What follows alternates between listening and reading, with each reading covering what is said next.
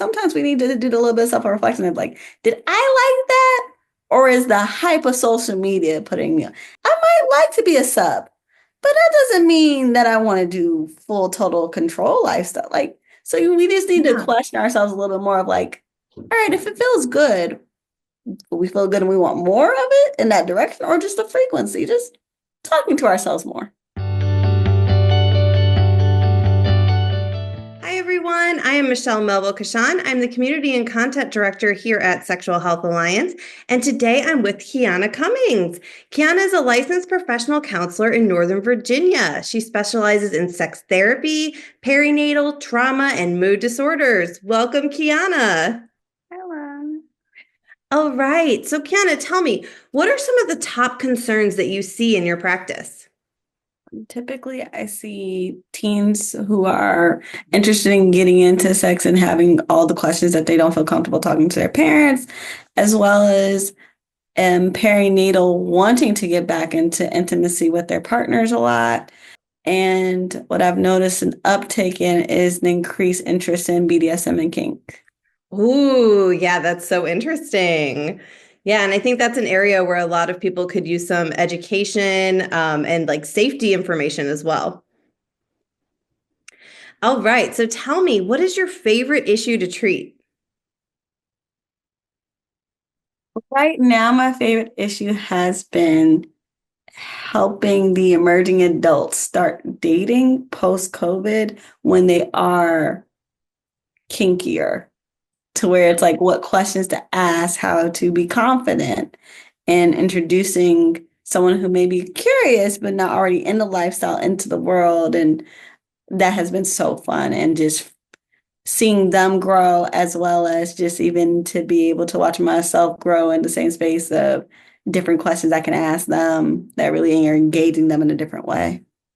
That is so interesting. And I never thought about it, but there is like a whole generation of young adults who missed out on like that traditional going out and dating and like being out in public and doing all of that during COVID.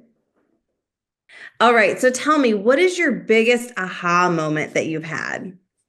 I think one of the biggest aha moments I had was I was working with a religious couple, and it kept becoming the roundabout of, we're not having sex, we're not having sex, we're not having sex. And I stopped her.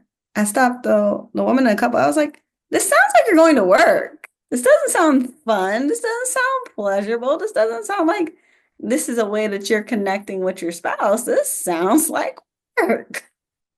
Yeah. And in that moment, it was, oh, wait, how do I really feel about sex? What messages do I get from sex? So that really became the biggest aha moment for them as a couple, because they really both had that mindset of, this is not a intimate functioning together. This is a, I'm checking off this box because we're still of a certain age, because they were early 30s, and they're like, we should still be having lots of sex. Yeah. So that's been my favorite and best aha moment. Yeah, and that is so cool when you can be present to help a couple or even an individual through one of those moments, and it can be life-changing for them. All right, so if you could give our audience one takeaway or tip, what would it be? Don't be afraid to ask the question where this thought came from. Ooh, that's a good We one. don't do enough self-reflecting, and especially in sex and sexual health. We got a lot of messages when we were young, even some things we now just see off of social media, and we'll go for it. That's Yeah. better or different, but sometimes we need to do a little bit of self-reflection of like, did I like that? Or is the hype of social media putting me on?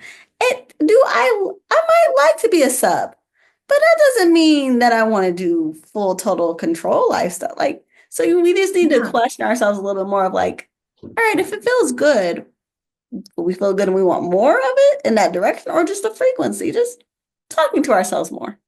Yeah. Oh, that's such a great tip. I love that.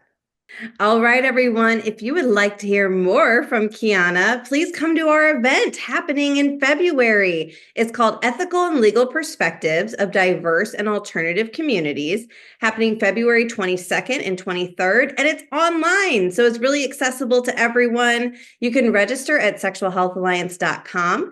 I'll also have the link in the description below. Kiana, if people want to know more about you, where can they find information at?